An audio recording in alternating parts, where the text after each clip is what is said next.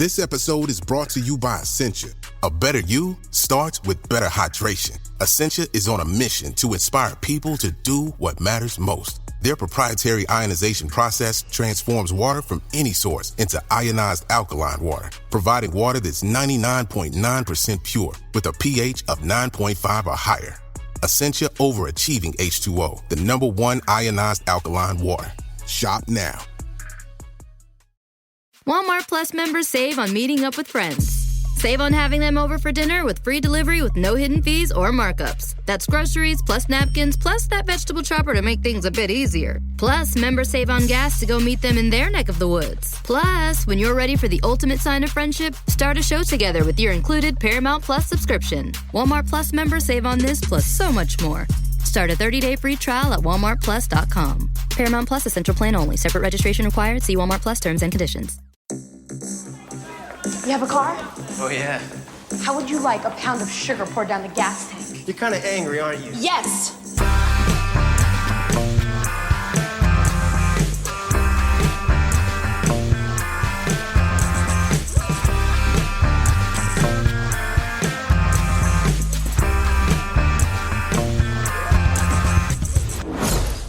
Hello and welcome to Unequal Sequel. My name is Dave and I'm one of the two hosts of this flavoursome podcast. Ooh, my name is Rich and I'm the other host of this flavoursome podcast. Think of me as Marlin to Dave's Dory. I'm an overprotective dad and he's forgotten what he had for breakfast. That is 100% true.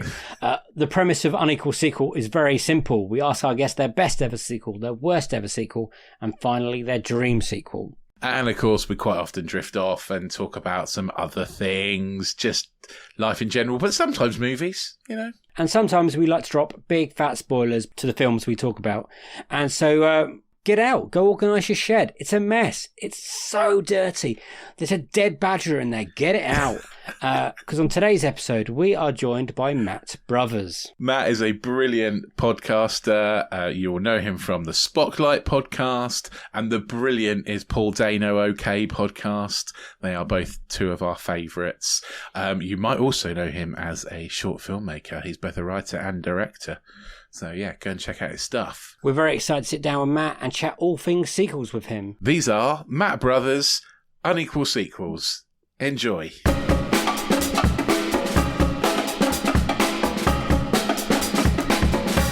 Can you remember the first sequel that you saw? I think maybe because, and I think I've told this story on a podcast before, but one of the first, it was like it was a horror themed show. Any horror stuff that I've talked about has this story come up because it was Terminator 2. Brilliant. T2 Judgment Day. So I managed to see that on a hotel TV when me and my mum and dad were on holiday somewhere. I think we were coming back from somewhere, and for whatever reason we were stopping at essentially like a sort of side motel type thing, and it was one of those classic things where you're a kid and you remember certain bits. I remember kind of like lying on this sofa and having this hotel TV on whilst trying to work out where the hell to sleep. It's probably just on that sofa that night.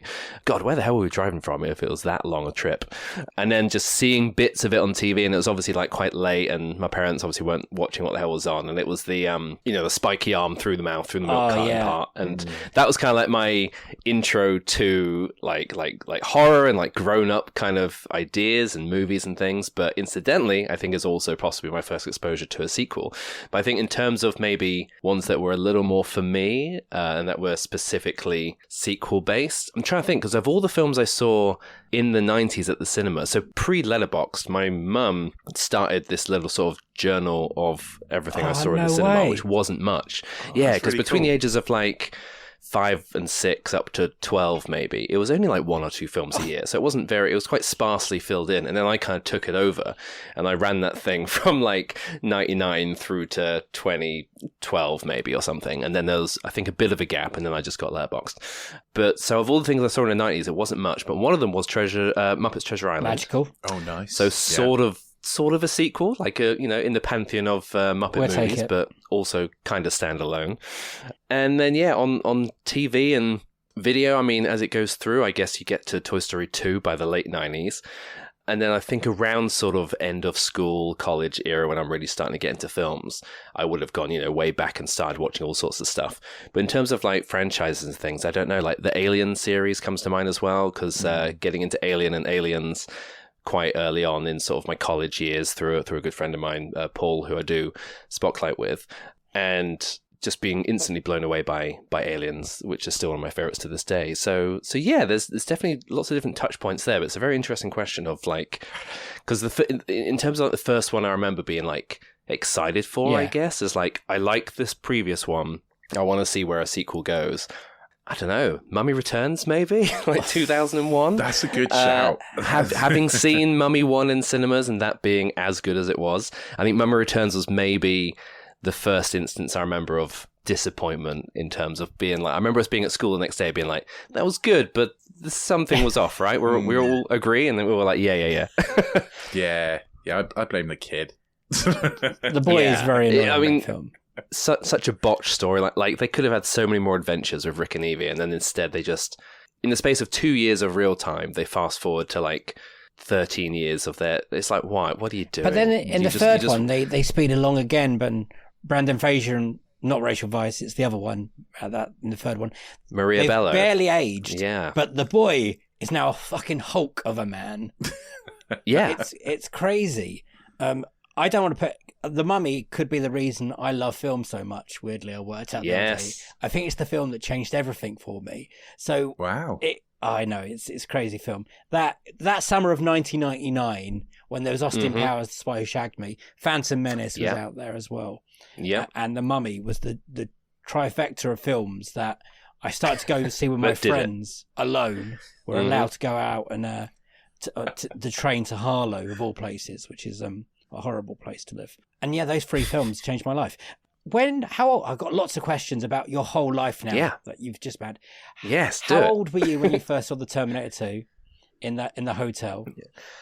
So that would have been, if the film came out, what was it, 91, I think. So however long it would have taken to have a terrestrial premiere on British TV. Matt. I mean, it could have been, couldn't it? Yeah. I reckon I'm going to say conservatively like maybe 94, 95, so I was probably 8 or 9-ish. Do you reckon it'd be cut if it was ITV? Because ITV used to cut everything. Interesting, yeah. I wonder if it was on Channel 4 or somewhere a bit more cool. Because that spiky arm through the mouth certainly wasn't cut. I mean, possibly because that kind of, traumatized me, I guess, for a while. And seeing, because, it's a scene where someone's parents or foster parents are like murdered by this unfeeling machine. Yeah. And this kid is only left with this other machine to tell him so. And I remember that being a kid in a hotel in the middle of nowhere with my actual parents being like, oh, God, hope no one comes in here and spikes through the milk, So, yeah, I mean, it could have been maybe stuff surrounding that, maybe like the impact shot or something. I think I know how we know if it was cut. It's if they had the dream sequence. The nuclear war sequence of children getting melted on a playground. When all their skins get melted off.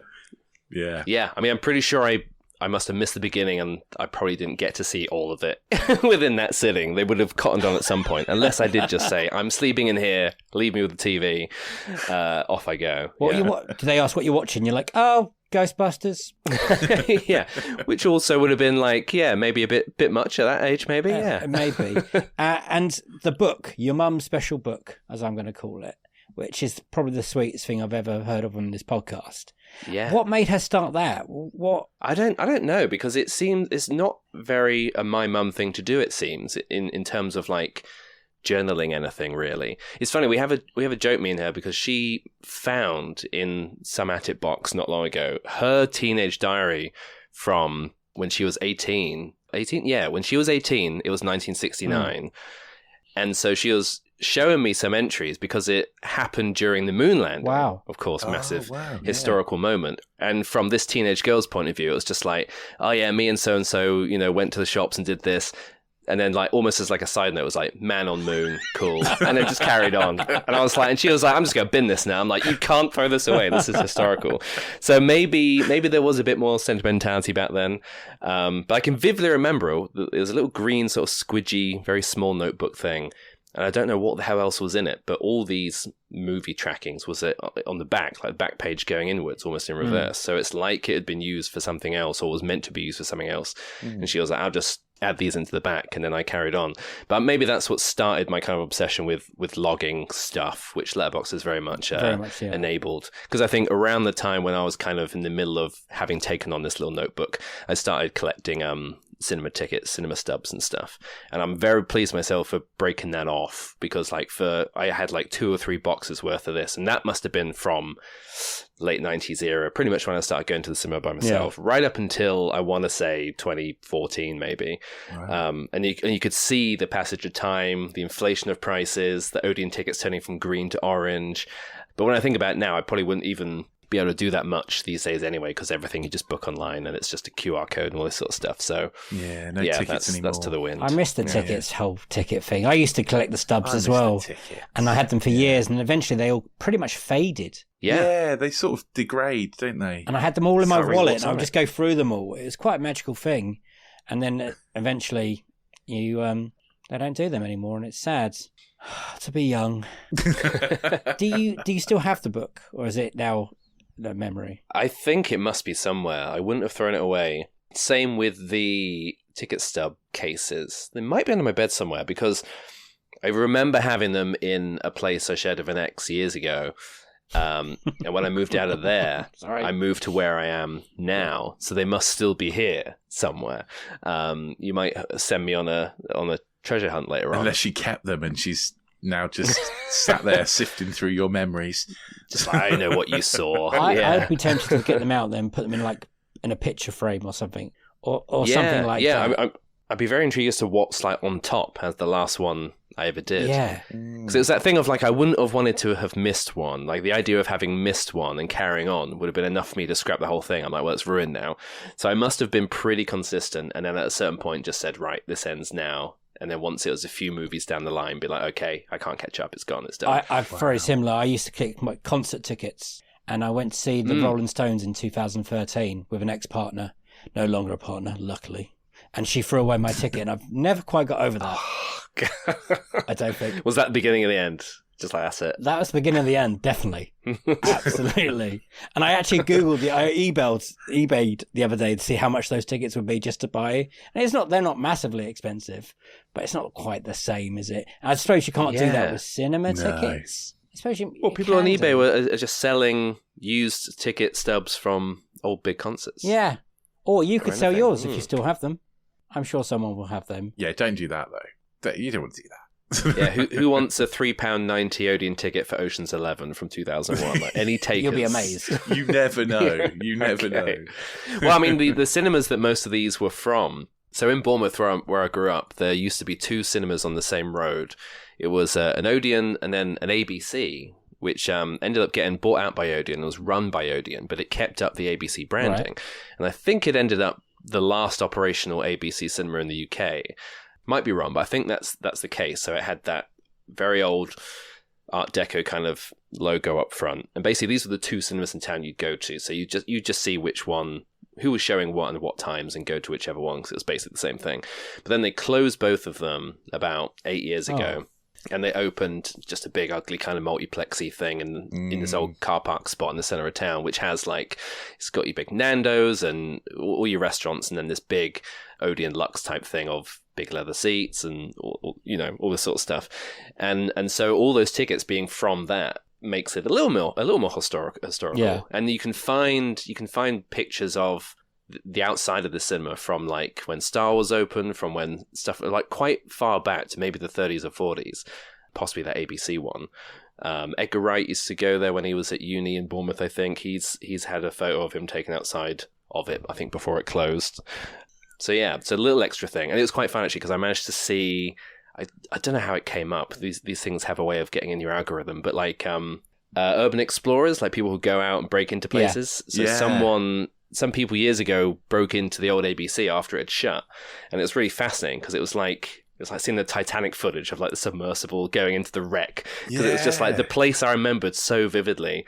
covered in crap and dust and in the dark, and them going around with flashlights on, but then also going like into the offices and behind the screens and all the places I'd never been to. So I got to see this new side of it for a bit as well. And I think exactly the same with like my childhood cinema, the Aylesbury Odeon, which is like a 1930s kind of cinema, really Art Deco and all red and gold and stuff. And then some urban explorers breaking in, that just breaking your heart of going, oh my God, look how run down it is, but still all there. Yeah. You know, like all the things you remember are still all there, and like the balcony bar and all that kind of stuff that you exactly. I think the guys who did it weren't even from Bournemouth. They just heard about it and travelled down. And then my last kind of connection to the cinema was quite recent. I went with a friend to the Cinema Museum here in London. It's this little cinema in South London that's very small. It's desperate for funding. It always is. It's quite sad. It's not like, it doesn't have charity status, I don't think, but it really should. It's just sort of run by a couple of guys, and it has to be open on certain times. So you sort of book a slot, and then everyone turns up like a big tour group, and you go in, and it's really cool. It's like all about cinemas as opposed to films, really. So it's like old marquee fronts and chairs and all stuff about Chaplin, because the building itself is in the old workhouse where he was born, I think it is. And then in the main area where they kind of bring you, there's like a little place you can get teas or coffees, there's like a gift shop, and then some seats lined up with a screen where they play like a reel of old cartoons and ads and shorts from the 30s and stuff, whilst giving you this whole talk. And then all these legit cinema seats around. And so I said to the guy, oh, do you know about, the ABC in Bournemouth? And he was like, yeah, those sofas over there are from it. Wow. We managed to save them. And so I was like, oh my God, I actually kind of recognize this. And I sat on it, and it was like I ratatouille'd all the way back to being a kid again. And I was like, yes, this is not the first time I've sat on this exact sofa. This is so strange. So I'm glad they live. What was your best ever sequel? Yeah, no, it's interesting because now I've got cinemas kind of on the brain, and a lot of what I saw at those old Bournemouth cinemas. I remember vividly when Casino Royale came out, and how jam-packed that was in Screen 1, Bournemouth Odeon, and how excited we were that Bond was back and that it was that bloody good. And then same for The Dark Knight as well. That had that same kind of fevered anticipation. But then also like The Lord of the Rings, Two Towers and Return of the King, because, technically sequels, technically... Oh yeah, definitely. Story, yeah. And those cinema trips are burned into my brain as well, because I remember being very, very up on Lord of the Rings right before the first one came up. Like I read the book that whole year beforehand, was on all sorts of message boards, was just obsessing about anything to do with the film, and then seeing that first one, and then it ends off with Frodo and Sam walking across the rocks, and then it ends, and walking out, and remember hearing a few people not realizing that it's a trilogy or anything, just being like, oh, that's a strange ending. Just like, oh my God. and then when Two Towers came along, and how I remember they never really showed much of anything in the trailers when you look back on, in terms of Gollum, I think it was. So if you watch any of those old trailers for the Two Towers, I think there's a shot of him climbing down the rocks at the start and reaching out, and that's about it. And it was like in an era when you couldn't really get that many spoilers off the internet in 2002. Magazines were being pretty good. So it was a case of going into the Two Towers and then being hit with how great that performance capture tech was, and Andy Serkis's performance, and how everything tied in. And then, as I said, I was so up on the whole series. I remember getting the soundtrack on CD a few weeks beforehand and trying to work out in my head what bits were scoring which parts of the trailer. Wow. So I think I got it totally wrong. I think one of the trailers ended with Gandalf's charge down at Helm's Deep, and I was like, oh, that's definitely this climactic part of this track, which ended up being like the sacking of Isengard, I think, with the Ents and everything, and it was some other completely different part. And then through to Return of the King as well, and just going straight into that, and how huge that was to be seeing then. So yeah, all those, I mean, these are all 2000s films, thinking of as well. So very formative. But what did you pick in the end? For this episode today? For today. Just today. Because no one can pick their favourite sequel ever. Like, it's impossible. Yeah, so for today, I've gone with Rocky VII, Adrian's Revenge, also known as Creed, 2015, Ryan Coogler. Oh, I wish it was called Adrian's Revenge. And her revenge is that she's died? Didn't she die in the sixth one, though? Did she die in the sixth one? Yeah, she's gone by then, yeah. She's forgotten by the seventh one, isn't she? She's totally... No, because his restaurant's called Adrian's, isn't it? Yeah, but he gets the restaurant in the sixth one. Well, yeah. Anyway, I do like the character of Adrian. 2015, how old were you, Matt? I was a sprightly 29, so yeah. Don't worry, so was I. It's a great age to watch Rocky, I believe. Tell us why. Yeah, so it's been on my mind a lot recently about what kind of franchises as a whole I think I really love the most. And the Rocky series is up there. And I think it kind of started with so my other Spocklight co-host, Liam, like during uni, he probably got me into them because Rocky Balboa was coming out. And I remember we all went and did a cinema trip of that, so we must have done sort of 1 to 5 on the lead up. And then I was just always really blown away by the first Rocky. And then all the sequels there wasn't really much diminishing returns, and they each have something to latch onto. So, 2 being like a really genuinely great sort of direct sequel, and then 3 being kind of like the one that's all about the boxing, if that's kind of what you're there for, with his kind of, rocket trajectory of his career, and then obviously like Mickey dying and Clubber Lang coming along, and then 4 is kind of just the excess, but one of the most fun to rewatch. It's like one of the shortest. It's like 65% montage. Yeah, it's great. And then 5 is the nadir for me. But you look at it all as a whole, and you can plow through all these, and it doesn't really matter. It's just a slight dip because Rocky Balboa comes along, and that was so incredible. Like I really, really love Balboa. So then when Creed was kind of announced, I was a little trepidatious, but it's like this also makes sense. And then I think the reason I picked it is because it is the best example I can think of quite a phenomenon that's kicked off since this film, really, which is the requel,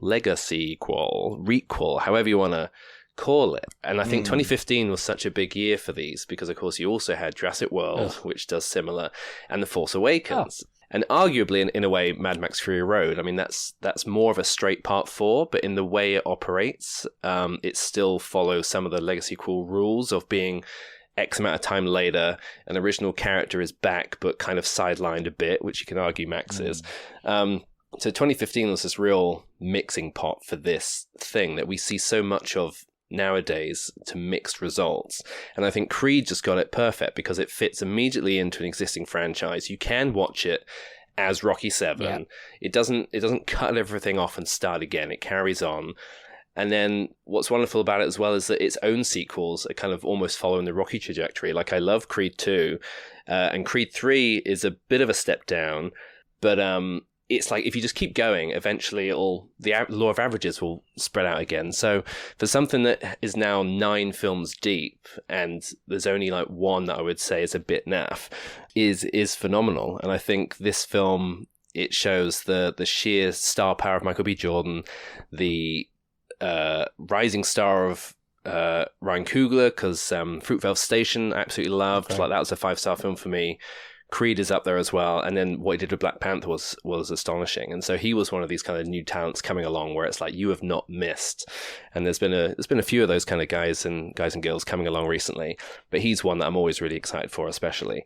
And so yeah, I just think it does so much so well. But had you guys seen it before, obviously, and were you on the same? I'm like you. Page? I'm a big Rocky fan. Rich is only just new to the franchise, I'd say, but I love Rocky 1. I'm a big fan of that when I first saw it. Rocky 2 is great, but I like the silliness of Rockies. So 3 and 4, I adore. 5, I can skip bits. I recently made my wife watch all of them to get to Creed 3, and pretty much through Rocky 5, I was like, you need to know this. We skipped that bit, and it's like, you need to know that, and you skipped that bit, and then we get to the end, and we're like, my rings are sad, and then and we get to that.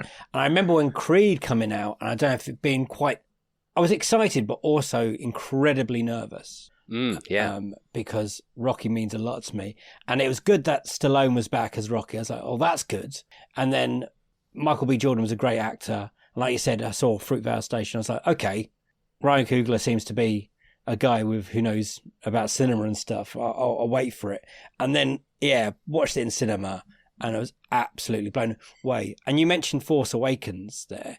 It definitely has linear themes that Force Awakens has, like the callbacks and stuff like that, and the music. Yeah, but in a way that feels a lot less cynical than Like Force Awakens, I think I think Force Awakens is fantastic, but I can't argue that it does lean so much on the plot beats of the first Star Wars.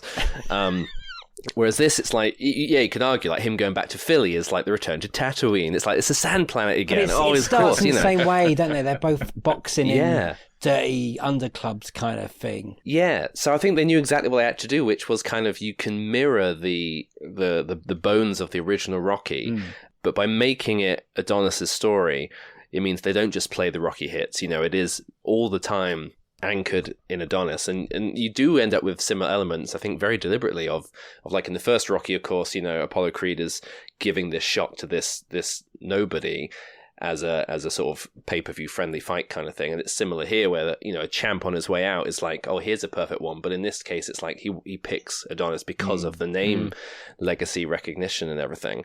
But, you know, I think its restraint is really impressive as well. Like, it could have, on one of the earlier training montages, could have just hit straight in of Gonna Fly Now, but it's like, that would take away from everything that's going on in there. And I think the main training montage, the one that kind of ends with his big sprint down the street, is so powerful and so rooted in Michael B. Jordan, in Adonis Creed.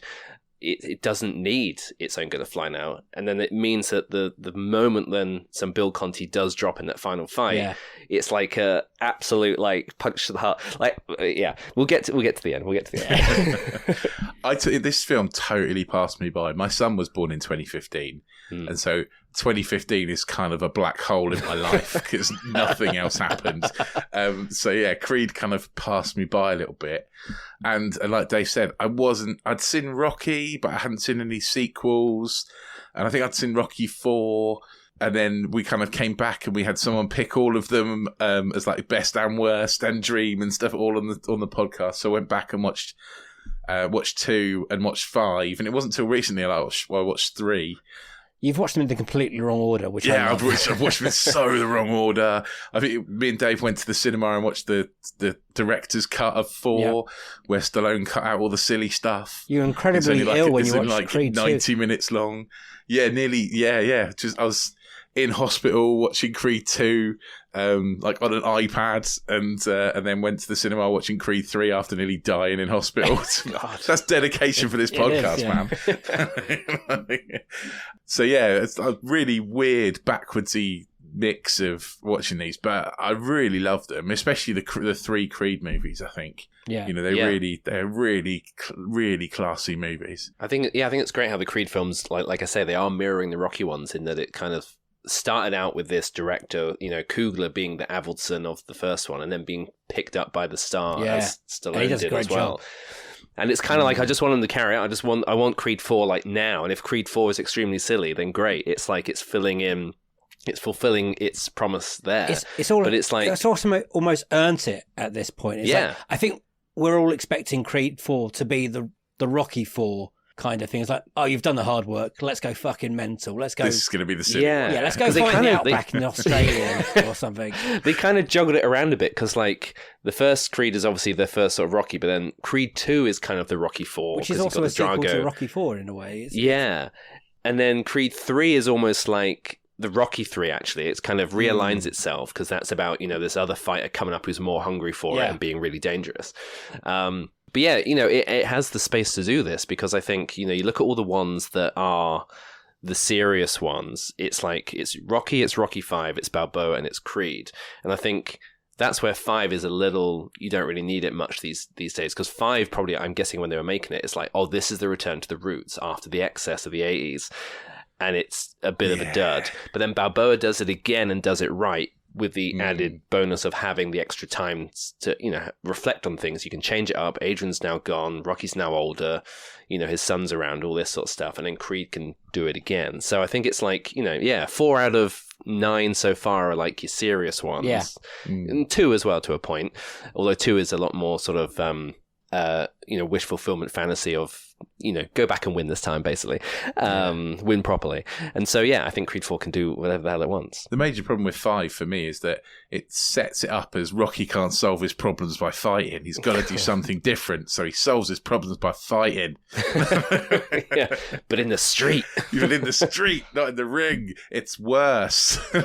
we got to talk about the Stallone factor in the Creed films. I think in the first film, he's so good. Is he the VIP, like the MVP in Creed 1, or do you think Michael B. Jordan overshadows him? I mean, Stallone got nominated, didn't he, for that one? Yeah. I think it's the perfect supporting turn, and I really wish he would have won that year. I really wish. I think it was Mark Rylance, wasn't it? And it's like, I don't. Bridge of Spies, yeah. I don't rate that guy, but like, it's once you kind of get into.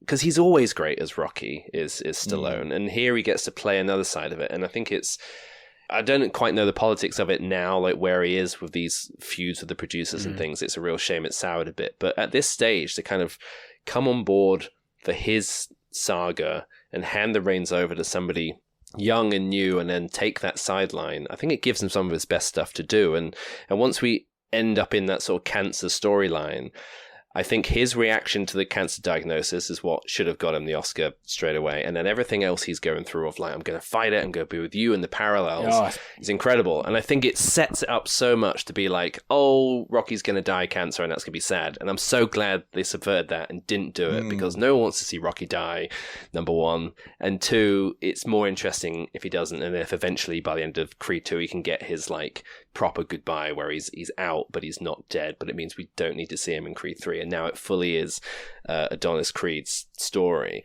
So I think Stallone is fantastic in this first one. And, what other franchises as well can come back around to kind of Oscar glory like nearly 50 years on? And I think, by 2026, it will be a 50-year series that hasn't been rebooted, hasn't gone off a cliff, is still going in theory, hopefully. I think Creed 4 is confirmed. And what else is there apart from that? I mean, you got the Godzilla series is the only other longer running one from the 50s, but that's gets rebooted all the time. In terms of long running franchises, like I think the only one of original actors, original characters still telling the same story is Rocky and Creed. And you feel that so much in this, like, when he's talking about Apollo, and it's like, we remember from the 70s. You were there in the 70s. You did it. We saw it. Yeah. And then especially rewatching Creed again recently with Carl Weathers' recent passing, it's given it another bloody, stab in the heart emotional factor, which is, it's been a fascinating series because they did sort of kill off all the characters who were still around. Obviously, Apollo was dead, but Carl Weathers still alive in real life. Stallone regrets Adrian and Paulie Burt Young were both still around when Rocky Balboa and I think Creed was out. So it's like he's systematically kind of picking off the past, but for really good story reasons. And now it is sad that Carl Weathers is actually gone. But the use of the dynamite use of scant archive footage in this, especially in that final fight, is. Oh man, yeah. Would you say the final fight's the highlight? Tony Bellew, I love. He's brilliant. I love the personality of all the fights because you've kind of got the scrappy one at the start. Then you've got the one that's all in one take, which is kind of his first like test, which is just a triumph of choreography. And every time I'm like, I don't know how they did this because I love the whole series dedication to bringing in real boxers as most of the baddies outside of like Drago basically. And so for that guy, it's Danny Wheeler, isn't it? I think in that second fight, the all-in-one shot one, or it's the other guy's son, the stuntman, the Lion. Yes, the Lion. I'm like, I think he's a boxer as well. So for him to like not fuck up and look at the camera during a very complicated long take is fantastic. So that's amazing. But then everything that goes into the final fight, and every time it makes me forget like it is doing the Rocky thing of he goes the distance, loses but wins really, and every time just the way it's. From the beating he's getting at the start to turning it around to Rocky on the sidelines to, as it goes on and on and on. And then when that massive hit comes in and he flings to the side in slow-mo and hits the deck like a sack of potatoes, it's like, oh man. And then everything, all the little montage flashes to get him back up again. Yeah. And then the final kind of pep talk from Rocky, then stand up, then Bill Conti hits. It's just, oh God, I'm just absolutely in pieces. It's pure cinema. Halfway through this. Yeah. I was watching it with with a housemate who just kind of walked in halfway through, and I think she's seen it before, but I was just just trying not to absolutely burst out, and it was just running down my face. I had to run out and blow my nose, and yeah. What I love about it, and was what could have gone so wrong, is that Adonis doesn't win the fight. No. He loses that last fight. The last fight of this movie. He proves himself, but he still loses. And I love that. It would have been so cheesy to make him win the fight, Yeah. And I think it's a really good choice to have him kind of go the distance but lose. Yeah. It's him finally just accepting the name. I can have the name of Creed for myself now. Yeah. And it's such a genius, thing to make this whole movie go towards, with someone running from his past, doesn't care about his dad, doesn't want the name, wants to make it on his own. Because essentially we are cheering for a Nepo baby here, and I never thought it would happen. we are. But done in the most perfect way. And, he gets kind of outed as a Creed against his will and everything. And then he has all these doubts, and just knowing that he's gone that far. I don't think he counts as a Nepo baby. I think he's basically got treated like crap for the start of his life and has nothing to do with his dad, doesn't get any of the benefit from his dad. And it's not until his dad's dead and gone that actually that's true. Although he does get to move into a big mansion and eventually. That's true. Yeah. But he is actively fighting against that and trying to chuckle that away. So you're right. It is despite being born not into privilege, then gaining privilege, he is actively trying to be sod this, I'm throwing away my good office job and doing fights in Mexico because I want to try and get this done. So, and I do like that it goes to that length, because, it'd be a very different film if it was just a guy being stepmom, can you, or whoever, can you just get me into these fights, please? And it's that wouldn't work. But instead, he sheds everything, he goes to Philly, and, takes it from there. Do you know the really annoying thing about Creed is, or any of these Rocky films, or the good ones, is once you start watching one, you can't seem to stop it. So even if it's 11 o'clock at night or 1 o'clock in the morning, and it's on, you're like, I'll just watch 5 minutes of this. And then the next thing you know, you're like, I've got to watch all of this now because this bit's coming up or that bit's coming up. And I think that's down to the director and how he handled everything, because the weight is massive in that film. When someone says we're doing a Rocky film, we're not going to call it Rocky. Rocky's going to be a side character, supporting actor. It's this director that's only done 1 or 2 films at that point. Man, that took some balls, and it paid off, I think, massively. Great pick. Thank you. I was delighted when you suggested that one. It was you're right about wanting to just carry on and watching it, and it's that thing of oh man, don't make me go back to the start to watch them all, because I will do it. Yes. There's only sort of 2 series I'll do that for, actually, if there's a new one coming up. And it is this and the Mission Impossibles. I think the Mission Impossibles are the action spy franchise of Rocky, in that each one has its own flavor. There's no real duds. Even MI2 is a lot of fun. And so by the time Dead Reckoning Part 2 or whatever it's going to be called is coming out, I will be doing 1 through 7 again, and by the time Creed 4 is coming out, I'll be doing Rocky through to Creed 3 again. Me too. And that's kind of good to hold on to the rewatches for those moments, because they'll only come around every so often, I think. Salute big savings this Memorial Day with Blinds.com. Upgrading window coverings can be a minor project with a major impact, and Blinds.com makes it easy. Choose premium blinds, shutters, and outdoor shades, just in time for summer fun. Get unlimited window treatments installed for one low cost, all backed by Blinds.com's 100% satisfaction guarantee. Shop Blinds.com's Memorial Day sale now for up to 50% off, plus premium doorbusters. Save up to 50% at Blinds.com. Rules and restrictions may apply. Walmart Plus members save on meeting up with friends. Save on having them over for dinner with free delivery with no hidden fees or markups. That's groceries, plus napkins, plus that vegetable chopper to make things a bit easier. Plus, members save on gas to go meet them in their neck of the woods. Plus, when you're ready for the ultimate sign of friendship, start a show together with your included Paramount Plus subscription. Walmart Plus members save on this plus so much more. Start a 30-day free trial at walmartplus.com. Paramount Plus Essential Plan only. Separate registration required. See Walmart Plus terms and conditions. This is your typical radio ad while eating a Crunch Bar. This is Automatic of Otto's Used Cars. This weekend only, we're having a whale! Bring the kids. See for yourself. It is huge. Gonna make a big splash. No other dealer can say they have a whale like this. When things sound dull, turn up the fun with Crunch. What has been your most disappointing sequel? So it's not your worst sequel, but so it doesn't have to be a bad film either. But what's been the most disappointing sequel? Oh, God. I think there's probably ones that hit this more if I think about it, but based on how much I love the original, I'd say Ralph Breaks the Internet, Wreck-It Ralph 2. Really? Which I kind of like fine, and I rewatched it, I think for a podcast not that long ago, and it was like, yeah, this is fine, but that first film to me, and I know I'm kind of semi the minority of hyping it up as much as I do, but I think that's a 5-star film. I really, really rate the script. I've got a hardbound printed copy of it as like a gift somewhere, which is really nice. But like your Rocky and like your Creed, the first Wreck-It Ralph can without fail make me cry in about 3 different places. And no matter how many times I've seen it, it sneaks up on me every time. I think it's perfectly put together. So for that to get a sequel in the way it did, it was sort of like there's a bit of Disney Corporation cynicism going on. There's a bit of, well, what else can you kind of do rather than chuck them in the internet? But the second you do that, you've kind of written yourself into that corner of like, well, he's going to go to eBay, he's going to get in Grand Theft Auto, and he's going to do this. And there are parts in it I like, but in terms of pure, I kind of just wish the whole thing had been something different if it had happened at all.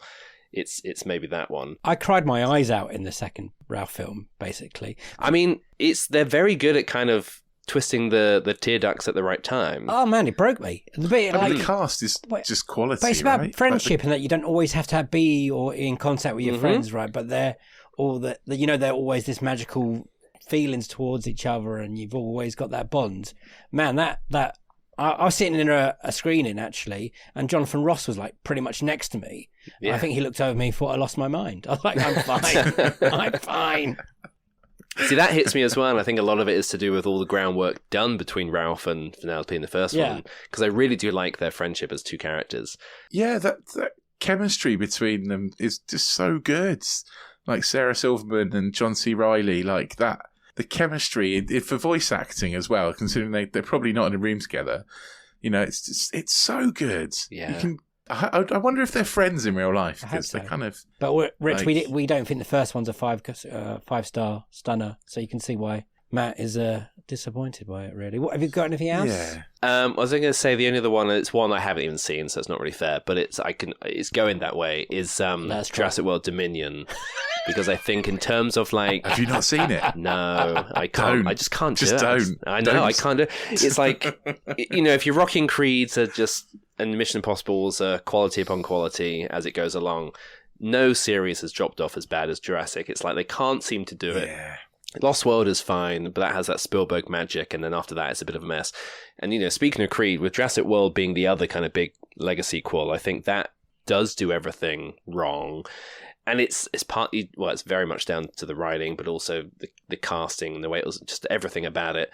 Fallen Kingdom, also kind of naff. I quite like some of the wild swings they do with it, but then everything I hear about the third one generally, and the fact that they finally did just go, fuck it, just bring everybody back, but it's awful. They'll just be ghoulish cutouts of the characters you remember. It's like, no. It's our most picked film for worst. It's definitely up there. It's the one that's been picked the most, definitely. So the reason you haven't seen it is because of other people's opinions and reviews? Kinda. Well, it's weird because I'm often someone who will always just go down with the ship. I'm always like, I'm a completionist. I will see everything. Like I've seen horror franchises that go into part 9s and 12s. I've done all of them, and it's like I must to have the overall view of the thing. But somewhere along the way with the new Jurassic Worlds, I just kind of broke, and I was like, my reverence for the first film was so much. I don't need this. I'm sure I'll see it eventually. But when it kind of was out, I was like, no part of me is making myself leave this house and go and see something I know that's going to annoy me. And then since it's been out, I just haven't caught it. And so I'm sure I will at some point. I would love to. You don't need to. No. It's weird. There's been like no other thing like this that I've done that I've just fully just left out the last one. Although no, tell a lie. Recently, Magic Mike's Last Dance, which I heard was awful as well, because I love Magic Mike XXL so much. And the first one's fine, but the second one is fantastic, and that seems to have shit the bed. But I'll give that a chance at some point as well. Well, but, that one, I wouldn't say fine. Yeah, it's not awful. Yeah, it's okay. That's not going to be the crime against crimes that Dominion seems to be. Yeah, Dominion is bad. There's stuff that happens in Jurassic Park that I don't think we'll ever get our heads around of how they got there. Writing it and producing it and thinking that's a good idea, or how even Fallen Kingdom was kind of trying to set it up of dinosaurs walking the earth. And you think, oh wow, wonder where they can go with that, and then they put them into another kind of park thing. I've had someone say that it's very much the Star Wars sequel trilogy of dinosaur films, because that Jurassic World is The Force Awakens, play the hits, bring in some new characters, whatever. Fallen Kingdom is like The Last Jedi, where they try something different, try burning it all down, setting them off on a new path. And then the third one, the original director comes back, reverses everything, and makes some dumb film about bugs or something. It feels like a franchise that is crying out to have a breather. And I thought that would be the point. I thought after Dominion, it'd be like, okay, well, at least give this a while before we go again. Because they make huge amounts of money, so they're never, ever going to stop doing them. But I thought they'll give it more than 2 years or whatever they're going to do now. Are they going to do... Are they making another one? Yeah. And it already sounds terrible because Next they got year a director... coming out, 2025.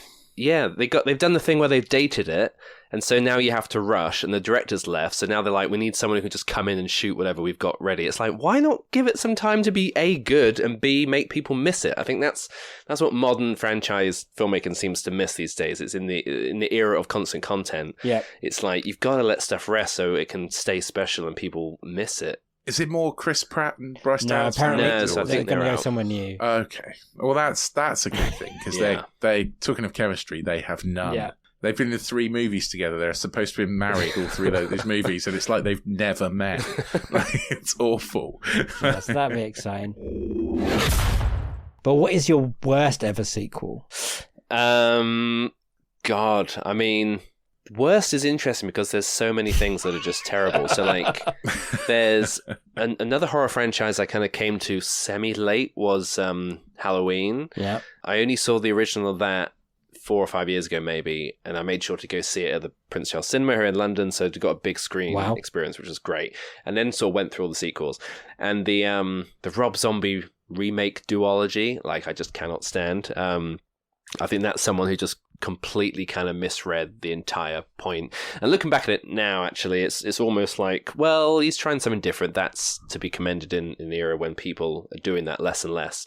But every other choice made was just awful, and trying to frame this killer. This is the whole thing that films got obsessed with for a bit of like, yeah, but why? Why is this bad guy evil? He must have had this happen in his past. And it's like delving into the backstories of what should just be boogeymen and insane serial killers, like it's happened with Texas Chainsaw as well. And it's like, so those weren't great.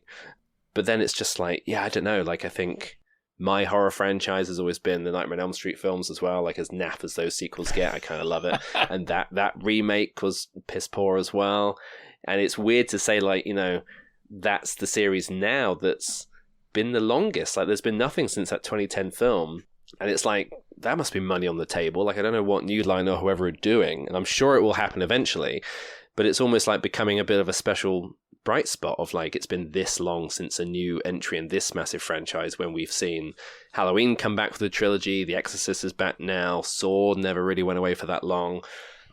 It's kind of insane to me in a way that this legacy horror character has been on the sidelines intentionally so for so long, or unless there is other reasons, political reasons, contractual reasons behind the scenes, which I know has kept the Friday the 13th series a bit of a mess as well.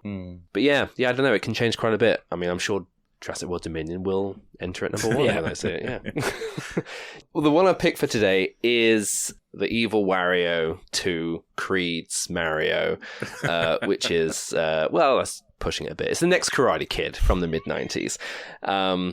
So this came about again because, you know, the Karate Kid is kind of like a mirror world Rocky, you know, same director, same kind of sports story. And yeah, I thought this pick... Yeah, exactly, yeah. And I thought this pick could be a good contrast with Creed in that it is, you know, another legacy sequel, sort of, and another sports movie. But I only recently came to the Karate Kid series quite late as well, like 2 summers ago. So the pitch about a bit of backstory for this is Daryl, my co-host from Is Paul Dano Ok, we started doing this thing in the summers, which wasn't for a podcast, wasn't for anything other than just our own amusement, which we dubbed White Guy Karate Summer. And this was, we got obsessed with the idea of watching films of a very particular flavour from a certain era, right? There's all sorts of ones. You've got your spaghetti westerns from the 60s, right? Like tons of them happen in a very short amount of time. You've got your 70s giallos or whatever, and 90s to 2000 slashers and things. And White Guy Karate Summer, the kind of ethos behind that was they had to be from the mid-80s to late 90s, so nothing past 2000, nothing pre sort of early 80s. And they had to be starring the kind of white bread American guys, often in ponytails and denim, who are like who just sprung out of nowhere and became these big sort of stars in this era when, I'm guessing, direct-to-DVD movies and cable movies was really boosting up in the late 80s. Yeah. And so obviously Jean-Claude Van Damme's kind of the biggest star of these, but then there's this whole cavalcade of other people who are clearly like martial artists first and actors a distant second, and they lean into that, and it's just these films made on the cheap, made on the quick, and you've got other people. So Cynthia Rothrock is a genuine star who's in a lot of these terrible films, and then people like this guy called Lauren Avendon. You've got Billy Blanks in there. You've got Jalal, what's his face? He's awful. Jeff Speakman, people who are quite interchangeable for most of the time on the front cover. And so we did like, I guess, 30 of these in the summer of 2022, and then we came back last year and carried it on and did sort of the sequel and did like another 30. So we've done like 60 of these films, which is where I got to Daryl's. Wow. We grabbed some beers and we just put on like a random triple bill and just blitz the night away. And they're almost uniformly awful. And every now and then you get one that are like, oh, this is quite fun. Or like, this guy, yes, he's terrible, but he can do a roundhouse kick really well, and I'm enjoying that. And then while we were doing that, I was like, well, now's a good time to actually watch the Karate Kid films, because these would probably be the best of this era. And the first one was... And they're the other way round, aren't they? Because nobody's like a martial artist in these. They're all actors. Yeah. Like, not even Pat Morita. He's like, has no like martial arts skills whatsoever. What? Mr. Miyagi? What? Mr. Miyagi, yeah, not a martial artist at all. It's called acting, Dave. Well, he sold it to me. Yeah, and so I watched these, and the first one's great, and then the second one's fine, and the third one's awful, and then I got into Cobra Kai, the series, which is genuinely great, and I can't wait for that to kind of wrap up. And then I did this fourth one, and I found it really interesting in that it is sort of another sequel, but it follows, as we've been talking about, this kind of legacy core rules, where it's like new hero, but some legacy characters come back. In this case, it's Mr. Miyagi, and the new lead is a young Hilary Swank, and it's bad, and it's a karate film. I've written this down, in which Hilary Swank's Julie takes until minute 99 of this 103-minute film to hit somebody. Yeah. So there's a distinct lack of actual karate in this. And the story, no karate in it. Yeah, the story it seems to be more interested in telling is just this bratty girl who would much rather just look after a random hawk that lives on her school roof. Basically American Kez. Yeah, it's American Kez with Mr. Miyagi. Oh, that's a bit harsh on her. Her parents have died, guys. Yes, did you not get that from the incredible exposition 5 minutes in, where the grandma comes up and accidentally calls her mum's name, and Hilary Swank says the line, "My name is Julie. My mother's name was Susan. She was killed in a car accident with my father, and they're both dead." And she's saying that to her grandma, who knows damn well that her own kid is dead. When you say it like that, it sounds like it's a bad... Yeah, it's bad. I mean, in that light, actually, Hilary Swank is the best actor on the planet, because she almost sells that. And I'm like, wow, oh my God. Oh, yeah. She's by far the best thing in this movie. Yeah. By a long way. Like, she really puts in a performance. Well, she doesn't return at the end. There's no ending still for her. Bad. There's no conclusion that Julie's learnt her lesson or whatever, and she's... it's just a bird flying about. it's just, oh yeah, we've beat Michael Ironside. I was like, fucking hell, there we go. As soon as he popped up, I was like, wow, this is magic. Who, because it's Michael Ironside, is running the football team like a military outfit. Is that what is that about? Alpha League? Is that meant to be the... Are they the football team? I thought they were security guards at the school. I mean, they're all in the mid-20s, just clearly. Like Nazis? Yeah. It's his death squad. Yeah, I think it's the trope of like he's the hard-ass school coach trying to whip his football players into. So at least that's what I kind of read it as. Well, It's like murder, right? Yeah. But he's actually just like grooming this gang of like squad killers and getting involved in trying to beat up teenage girls. It doesn't make any sense. Yeah, including Walter Goggins. Yes, baby Walton. Walt, and this one I believe he's. Does he Walt in this just one? Walt Goggins. There were so many surprises at the beginning of this film, and none ever took me by surprise when they started playing M People, Search for the Hero Inside Yourself, or whatever it was. And then also later on in the film, when the monks danced the Cranberries, it's just... Oh my God.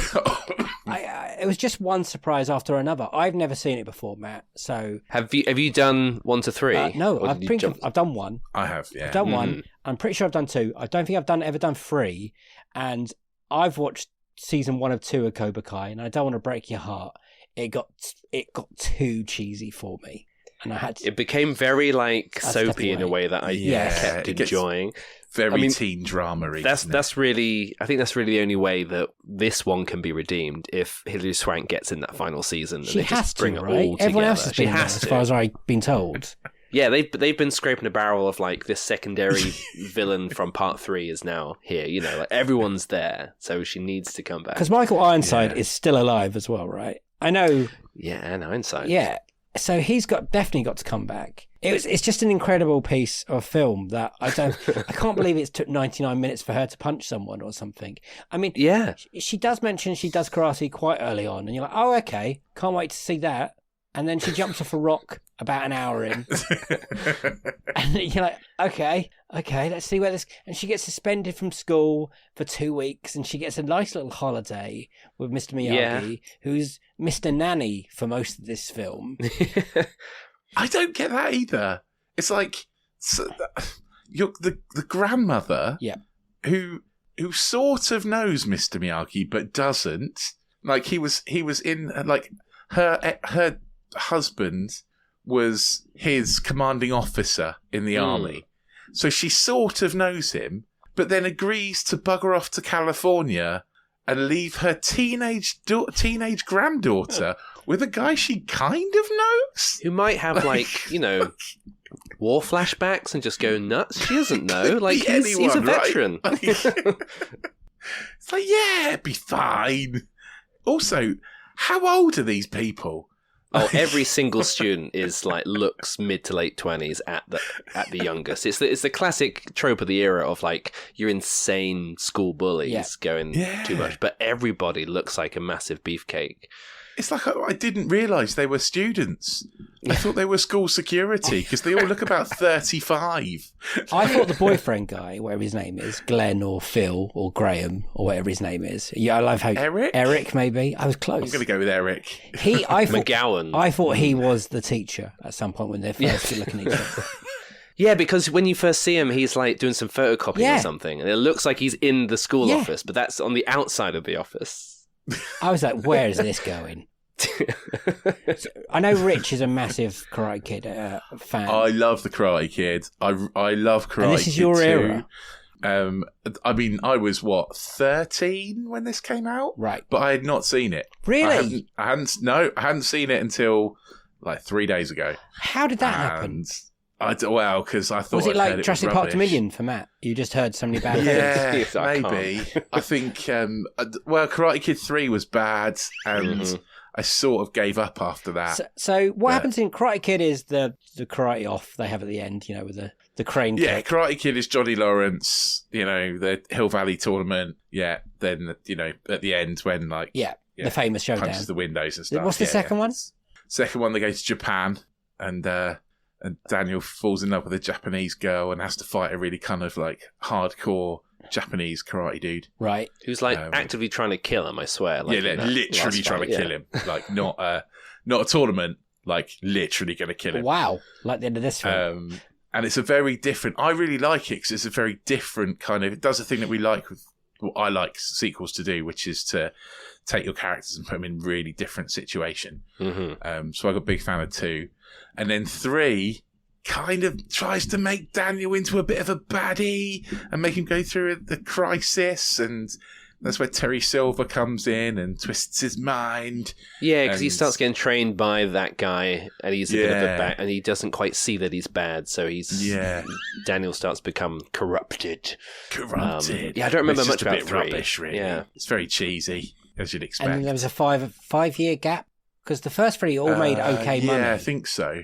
I think it's like 84, 86, and then 89. maybe 90 or 89 for 3, and then 94, 5 for this one. And then this one made no money, like 8 million or something on a 13 million budget or something crazy. Which is probably another reason why I didn't see it, is because I don't think it had a lot of press. Did you not see it because it had a girl doing the karate, Rich, when you were... I doubt it. I don't think that would have put me off. I just think, like I say, I've been burned by 3. And so, yeah, by the time this one came along... It's amazing to watch Hilary Swank, because I didn't realise it was her in this film until I turned it on. There's so many surprises, honestly. One after another. One of my notes was the 80s was a different time, and this was filmed in 1994. And this was 94.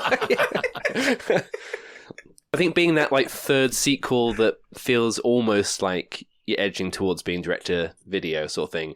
I think anything that starts getting that on that end of the budget line starts to look about a decade earlier than what it actually is. And I think there's a lot of like mid-90s stuff that you're like, wait, this isn't the 80s? Are you serious? Yeah, if anything, it's the soundtrack that's making this feel very 90s. It's the thing pulling it back. Yeah, true. That's weird. Ironside. Yeah, so Ironside wasn't karate expert. Is that so? He was just acting as well. yeah. Michael Ironside. I think he's just known for being a bit of a hard man, wasn't he? Really, or playing hard men. I think he was a big name to have in this at the time as a bad guy. Honestly, when he turned up as a bad guy, I literally, I was like, yes! Because he was in Top Gun and Total Recall. Highlander. You know, he'd been in quite, less said about that, the better. But he'd been in, he was a name. Absolutely. So I think he was the kind of like, he was the draw, he was the star of this one. I think he's very much one of those journeyman guys who's great and dependable and will also work a lot. And so he'll make 10 films in a year. 1 will be a masterpiece that gets remembered forever. 2 will be fine, and the rest will be shit. And it's like that kind of batting average. I like it when actors do that. There's a few others that kind of do so much, and it's like, hey, if you look at your overall filmography, there's 20 masterpieces here, but you made 400 films. You're talking about Eric Roberts? Like, good on you. Eric Roberts, yeah, exactly.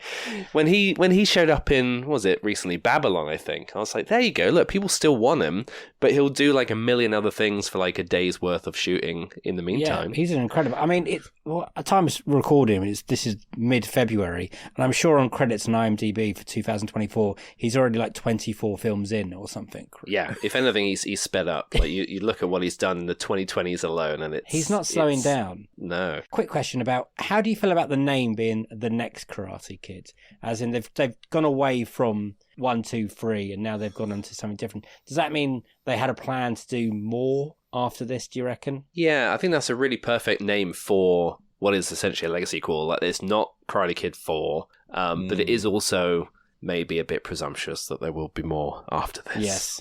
Next Karate Kid returns, that sort of thing. Yeah, the more Karate Kids. Lots of Karate Kids. They did call it Karate Kid 4 in a lot of territories. Did they? Like it was, Canada it was Karate Kid 4. It's because they're so nice. But yeah, lots of like, all of Europe it was Karate Kid 4 apart from the UK. I'm kind of fascinated by titling conventions in history, because we've been seeing one recently, actually, which is the Part 1. Because 2023 had that sort of failure across the board of Dead Reckoning Part 1 and Fast X.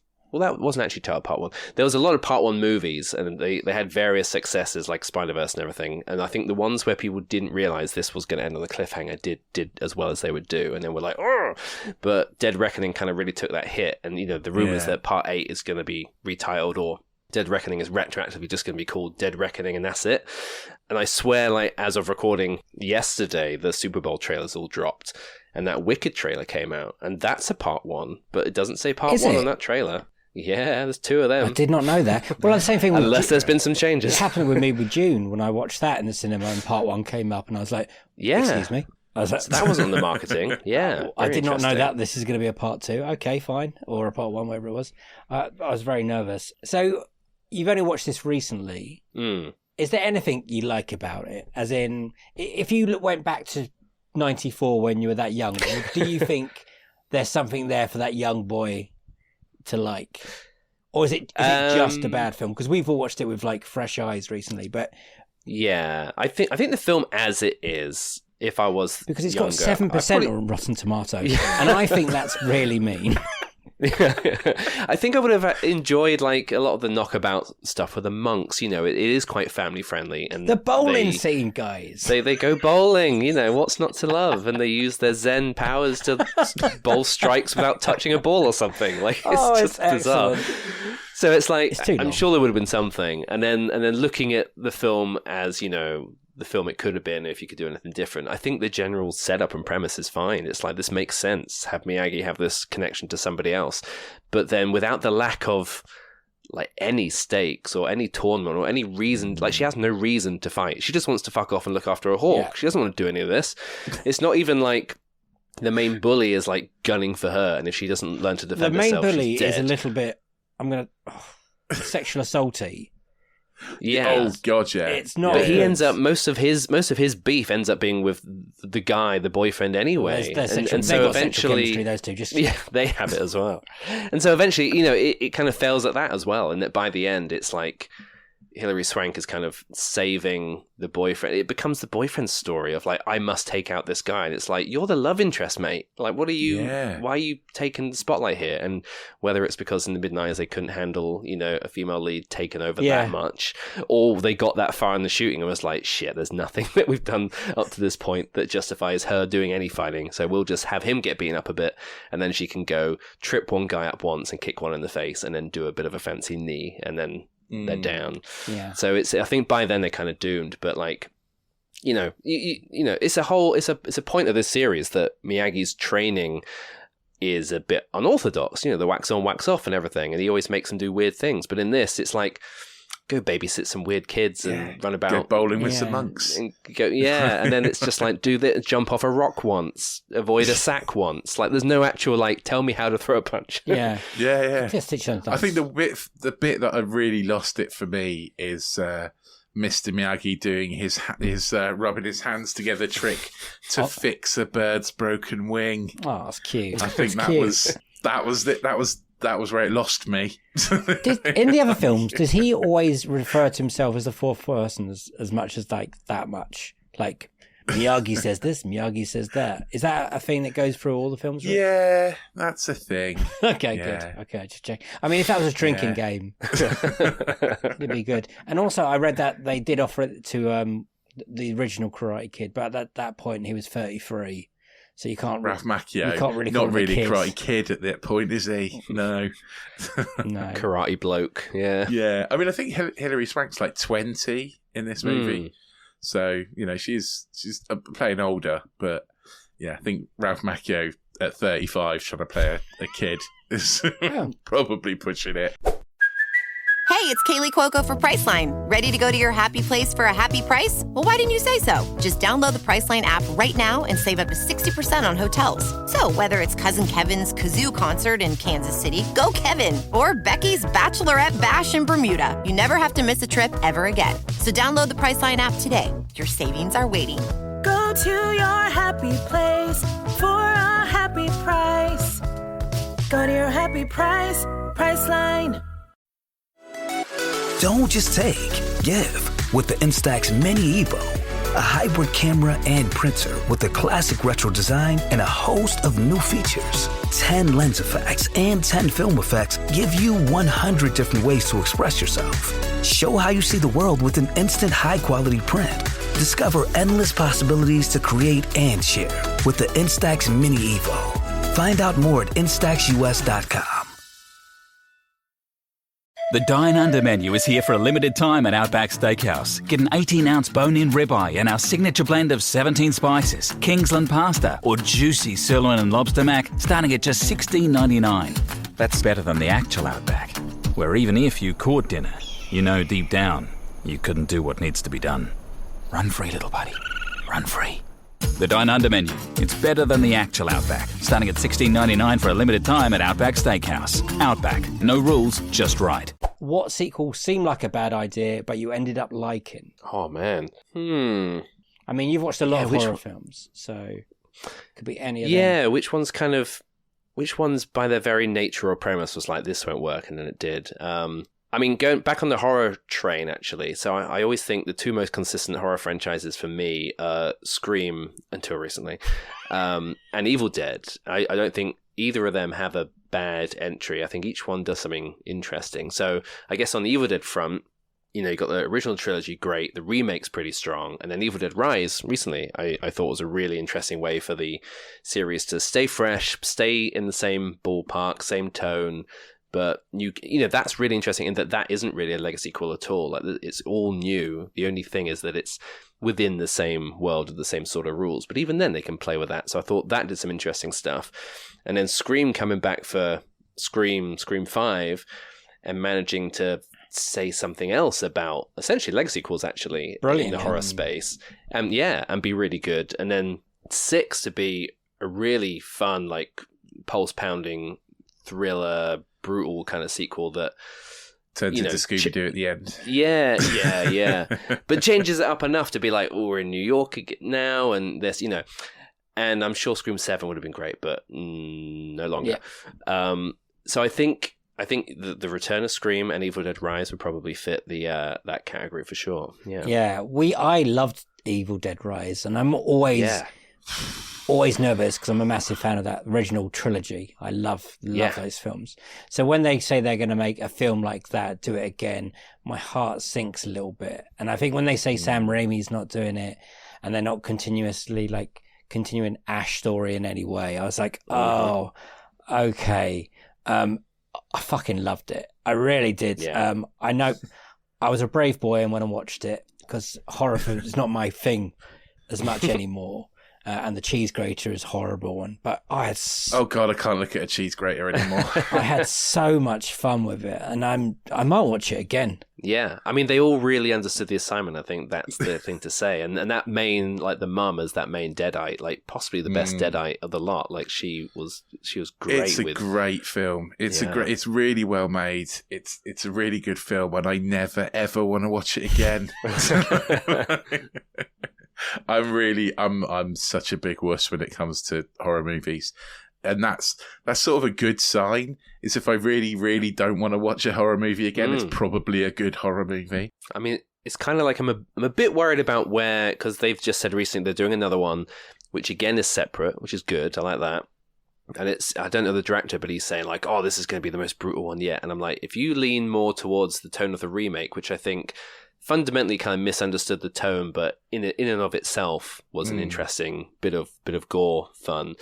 I think it's like, I don't know, you need to keep on that comedy line where Evil Dead Rise sits a lot better. I think so. Yeah, Army of Darkness. I would love to see another silly Evil Dead film personally.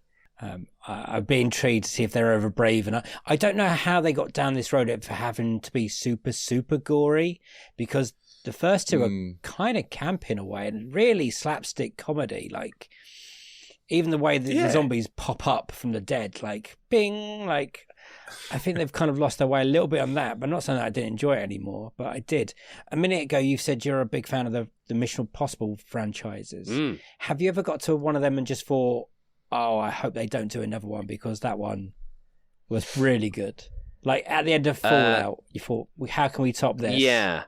I think end of Fallout, because Fallout is definitely like up there. It was always like, should it carry on? Or it was always a case of, is the next one going to be one where Cruise writes himself out? And it never was, you know. They're bringing Renner in from part 4 as a replacement. It's like, no. But I was quite disappointed by Dead Reckoning in the grand scheme of things. I think it was a bit jumbled and hanging on story-wise by a bit of a thread. Still great action, but it left me a little disappointed, probably just because of the high of Fallout before it. But you know, I've got faith they can turn it around for the next one. I won't say last one, but you know, the next one. Yeah. But you know, it's kind of fool me really, because if I had said, oh yeah, you know, you're 10 years in and you've done 3 of these, after number 3, call it quits. Yeah. We would have been deprived of all the great stuff that came after. And you're a fan of the second one? No, I'm a big supporter of the third one. Oh, okay. Which, yes. Quite divisive. Okay. I think 3 might still be my favorite. I think it's that like really tight, really propulsive, like really really fascinating. It kind of writes the core so much. Yes, the best baddie, Philip Seymour Hoffman, incredible. So good. Yeah, that's one I really go to bat for, actually. But like I say, I think people could pretty much say any of them are their favorite, and I'd be like, yeah, I can see it. Yeah. And 2 is a fantastic beer and pizza movie for sure. Nice. As long as you like swishy, slow motion hair, then 2's all right. What is your dream sequel? Where did you land on this? I came up with a couple of actual, because I was kind of more thinking vaguely of pitching in the room of what something could be, but I've got a couple of more concrete ideas. I love it. Just from looking at my DVD shelf before this, actually. And one of them involves our man Michael Ironside. Brilliant. And it would be the long-mooted but not yet to happen Turbo Kid 2. If you've I've seen never Turbo seen Kid. Turbo Oh, no, Kids. never seen it. So it's a 2015 film, and it's kind of like a horror comedy. It's like a bit of a splashy gore fest. It's like a Saturday morning cartoon with lots of gore in it, lots of cartoonish gore. And it was based off of a short film that the filmmakers made for, the ABCs of Death, where it's like all those short films. Yeah, I think it was one that didn't.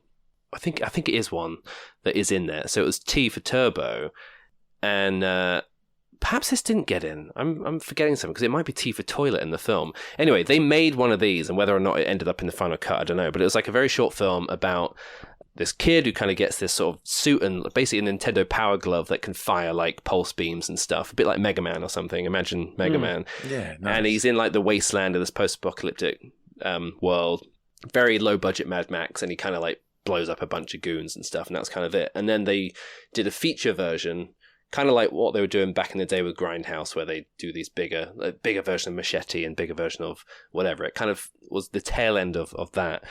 And so again, it's like set in this post-apocalyptic world, the future of 1997. So it's very much meant to be like, imagine Mad Max, but it's cheaper. They're in a quarry in Canada, and everyone's on BMXs instead of road warrior cars and stuff. So it leans into the campness of like the idea of these big brutal goons like chasing after people on tiny little bikes and stuff. And it's this kid who, again, he finds this kind of suit from someone who he thought was just a character in a comic book, but was this real guy. And he kind of traverses the wasteland, and he falls in line with this. So there's this Australian guy who's like a cowboy who's got a metal hand. It's very kind of like pulpy and anime and comic booky and all these sorts of things, and very funny. And then they're going up against Michael Ironside, who's kind of like the Immortan Joe of this world, obviously, and he's fantastic as this like scenery chewing villain. And then Turbo Kid falls.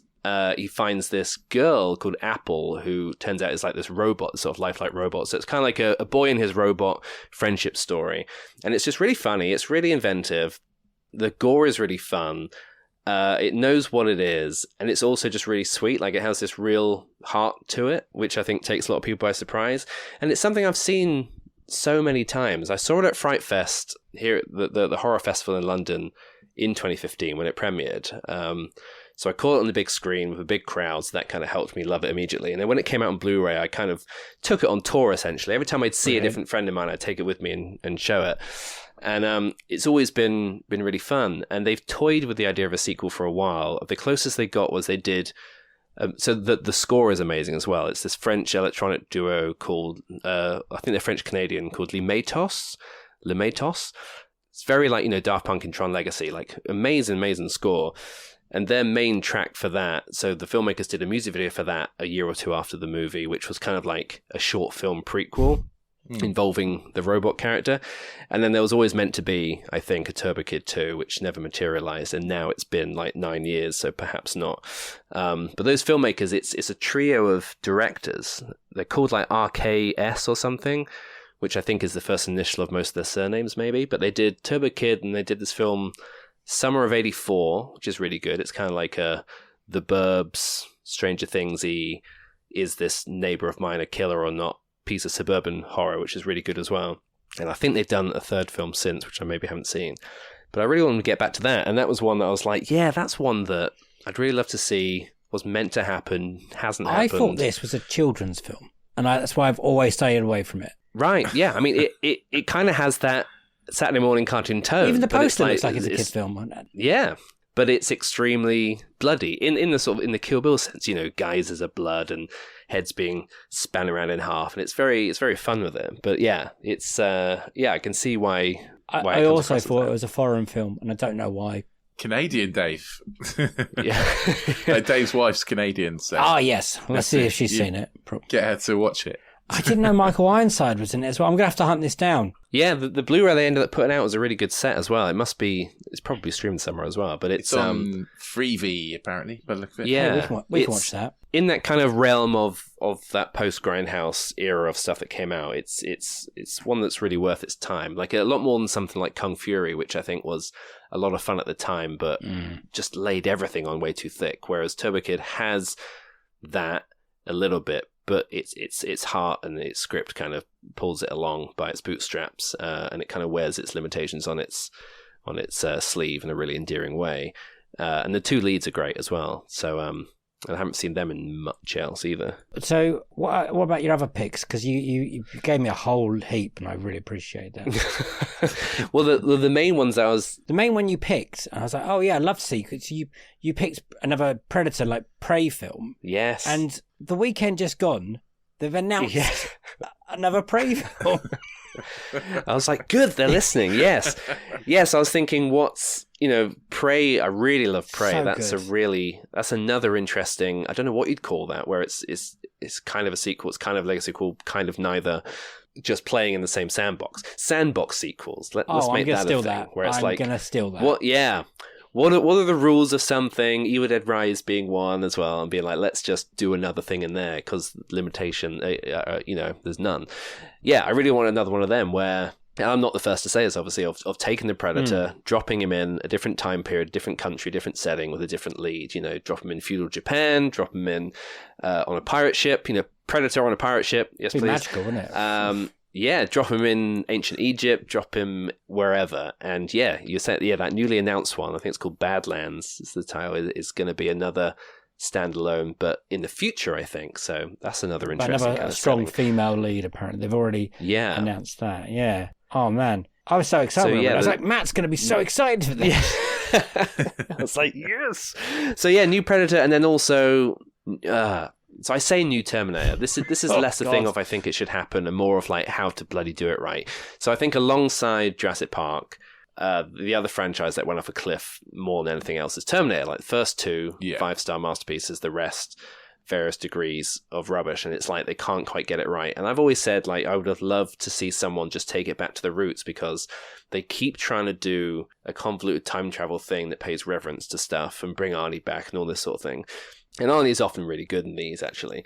But the first Terminator is just a horror film. It's a slasher with a robot cyborg slasher villain. Like, I'd love to see someone just take it back. Imagine giving it the Prey treatment where, like, if you watched Prey not knowing what it was, you'd realize, like, 25 to 30 minutes in, oh shit, this is the Predator film. Amazing. Like, imagine doing that again, where it's not 1980s California, it's wherever, and then at a certain point you realize, holy fuck, someone's a robot. Oh, not just a robot, they're a Terminator and they're here to fucking kill me.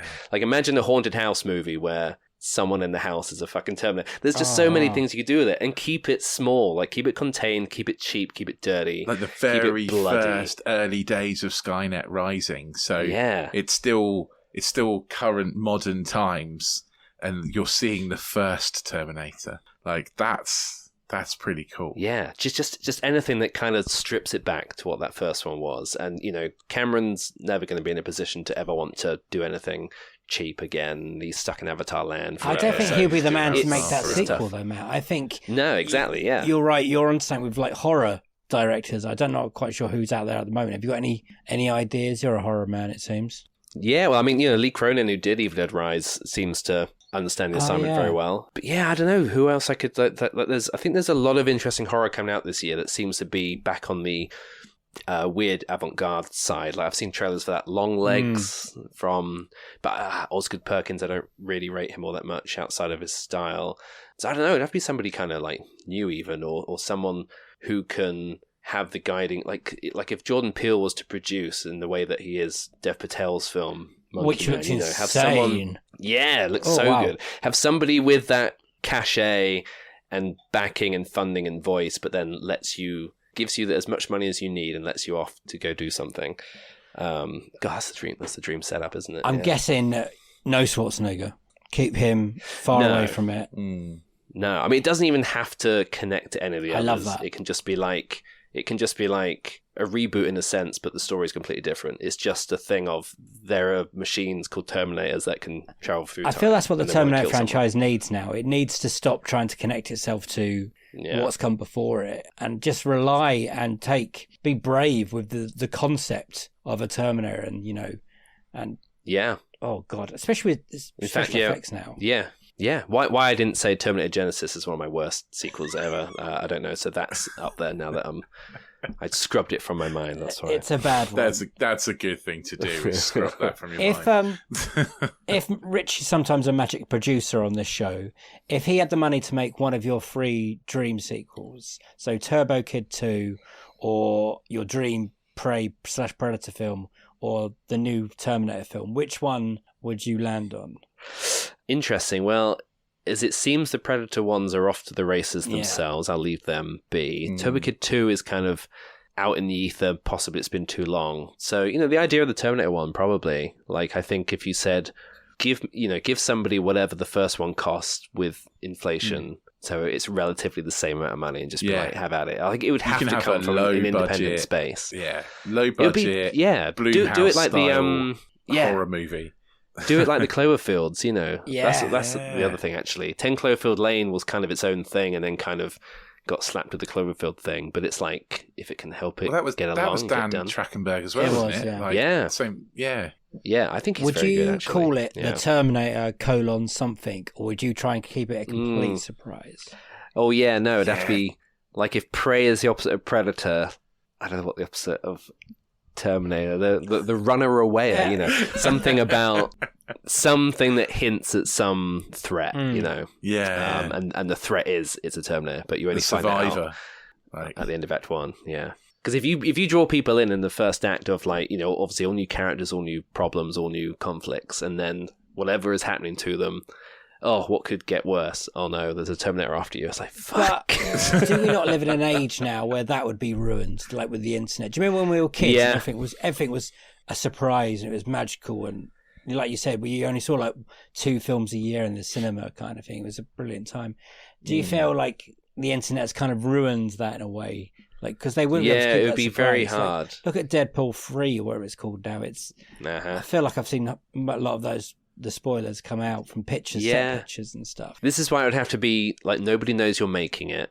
No one, you haven't talked to anyone beforehand. There's no stars in it. You're just off making a thing, and then a certain element of it is kind of under lock and key. But then even if you get the whole thing made, then once you get to marketing, it depends if you have people who just want to ruin your film through marketing. Like, I think Prey was meant to get all the way to our eyeballs without people knowing it was a Predator film. And I don't quite know at what point it finally came out. I think when Disney found out it was good. Yeah, when it and they went, hey, this will be on Disney Plus. Exclusively on Disney Plus. Yeah. I think the last film that I watched that was like that was Prometheus. When I fully went into that not having a clue it was an alien movie. That made that better. I didn't know. I knew it was an alien movie. And then it did make it better. Like, because it's not amazing. But yeah, I did have that. Oh my God, this is an alien movie. Well, again, in the last few days, I'm shocked that they're releasing a Moana 2, apparently, this year. And they've kept that quite, and that's 9 months out. So that's pretty good. It's weird, though. I think I've read that is just a TV series retooled into a movie. So I love Moana so much. It was kind of announced, kind of being made, but now that it's been mushed into a film, it's a bit I also different. read that The Rock hasn't actually signed up for it or something. Oh. But then he did retweet it on Instagram or whatever you call them now. So. But he signed up for the live action one, hasn't he? Yes. So you thought it'd be really weird if he was like, I'll do live well. action, but I won't come back for the animated The Rock film, needs hits, the character. So.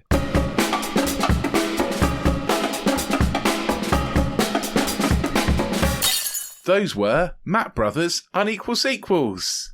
That was a lot of dream sequels, right? It was a lot of dream sequels, but you can't contain this podcast sometimes. Brilliant to have Matt on the podcast. He brought some brilliant choices to the table. No More Creed is a solid start. We've watched all the Rocky films now. You're now completely up to date now, aren't you? I am, yeah. I've watched all the Rocky movies now. And the Creed movies, everything. You're a cool guy. The worst sequel, which was the next Karate Kid. Yeah, it's bad, isn't it? I've never seen that before. That was.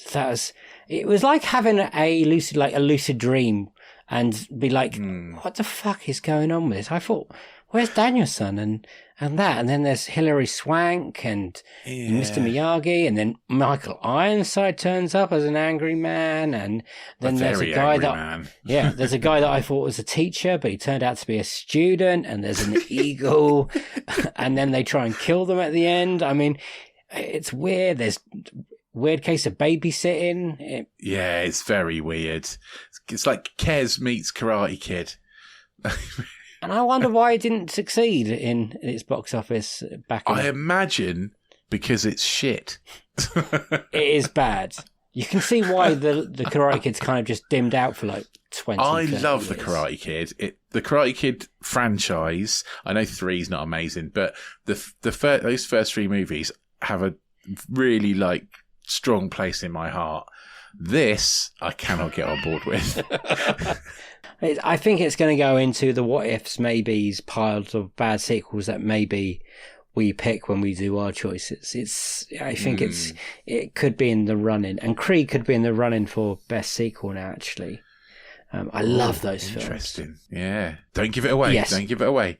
Oh God, no. Dream sequels. We got Prey, Turbo Kid, and then a new Terminator. I'd never heard of... I had heard of Turbo Kid, but I did think it was a child's film and I stayed away from it. I didn't realise it was like a violent horror kind of film. Yeah, I really want to go and watch it now. I've got to find it out. I also, for some reason, thought it was Scandinavian. Don't know why. I think it was the name of the directors that did that for me. Matt, thank you very much for coming on. If you haven't checked out any of Matt's podcasts, he is on Spocklight with Liam. He is also the big one. What we really love is Paul Dano Ok with his podcasting partner called Daryl, and they have this. So they go through all of Paul Dano's films, and obviously they've kind of caught up now because Paul Dano isn't Nicolas Cage or William Dafoe. He's very picky. No. So they've done these brilliant like offshoot seasons of working actors, I call them. So we had like Judy Greer, I think, Rachel Weisz, Clancy Blount, and they all had brilliant names, brilliant artwork, brilliant jingles. So is there Vice City, Won't You Take Me to Clancy Brown, Greer's, which is a play on Cheers, and their new season, I believe, is just about to start, which is Hero Worship, who is on, Rich, say his name. It's about Hiroyuki Sanada, who you will know. If you've seen John Wick 4, you will know Hiroyuki Sanada. Or Bullet Train. Or Shogun on Disney, which is massive at the moment. Scorpion in the recent Mortal Kombat movie. Yes, he's in lots and lots. He's one of those actors you'll know his face. So go check out that new season when it starts. It's going to be brilliant. Matt's a brilliant podcaster, very passionate, very knowledgeable about films. He's watched a lot of films, a lot of crap. What are those mental like things he watched with Daryl when he's just watched all the like karate films for a summer? Oh, to have that time would be amazing. But thank you very much. Thank Matt, and go listen to his stuff. Absolutely. And if you've got loads of time, then I suggest you go back and listen to all our old episodes, because this is season 6. So you've got 5 whole seasons to go back and listen to now. Go and check them out. The audio quality is not great in the early ones, but forgive us that because the guests are awesome. Go back and listen, and get in touch. Get on social media. We're on all the social medias. Just type in Unequal Sequel and you'll find us. We're not on Facebook. But yeah, go back, get on social media. Tell us what you thought of Matt's choices. Tell us what you're thinking of all the other episodes, and we'll read out any of your comments in our end of month roundup. If you don't do social media, you can always email us. We are unequalsequel@hotmail.com. Whilst you are on social media, please make sure that you tell all your friends to listen. It really means a lot to us. Let everyone know what a brilliant podcast this is. And whilst you're doing that, if you wouldn't mind writing out a little review, tap out a few words for us, give us 5 stars, whatever it is. And if you really, really like us, if you want to hear more from Matt, because we actually do an extra sequel episode to all of our interview episodes, you can get yourself onto anotherslice.com/unequal sequel, where for just $2.99 a month, you can join our subscription service. You get an extra sequel episode, which we're calling the sequel sessions, to all of our interview episodes. You get Disenfranchised, which is where we talk about movies that should have had a franchise but didn't. And you get Box Set Mentality, where every month we talk about a different box set of movies and review them and talk about how good, bad and ugly they may be. And they have been good, bad and ugly. Oh, yeah. They've ranged from the Dusk Till Dawn franchise to Twilight to Three Colours trilogy, all sorts of box sets. We've watched a lot of goods, and then we've watched the Twilight box set. I was about to say, there's always been a high in every box set so far. There's always been one standout. Twilight. Not Twilight. No highlight. Absolutely not. Highlight in Twilight. Get it? There's a podcast. Thank you for listening. Are you done? Have I interrupted you again? I'm all done. So rude. Yes, thank you everyone for listening. Send all your thoughts. We will listen. We will read them. We will talk them from our mouth, because we are good podcasters. God damn it. Some people say we talk from our asses, but they may well be wrong. Yeah. Go check out the great Tom Cruise Cake Quest. Episode 1 still available. Episode 2 is coming in June. We were talking about the second film that Tom Cruise was ever in. Thank you everyone for listening. Go check out Another Slice. I feel like I'm talking shit again. So it's a goodbye from me. Bye-bye. It's a goodbye from him. Bye. See you on the next one. Sequel to this one. Have a good week. Bye. I think I lost track of what I was doing then, and went slightly crazy. Yeah, just a little bit. Don't worry, it's fine. It's late. I've had a bit of wine. Man United won the FA Cup. What a day! What a day, mate! What a day!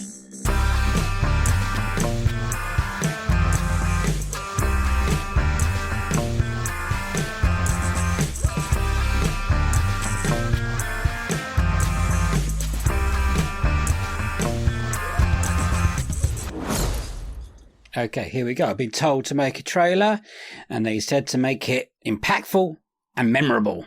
So here we go.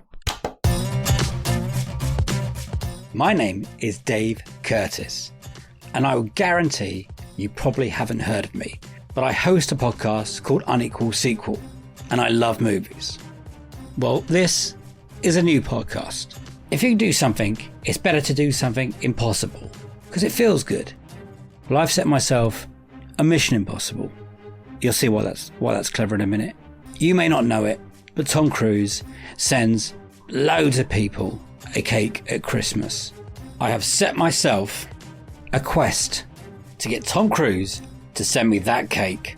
How, you're asking? How, Dave? How is that going to happen? Well, you have to listen to the podcast and find out. That's literally what the podcast is about. It's about Tom Cruise, his career, and me getting the cake from Tom Cruise. Sounds fun, doesn't it? How about you listen along? It's called The Great Tom Cruise Cake Quest. And it will be available wherever you get your podcasts. I don't know about you, but I think I nailed that.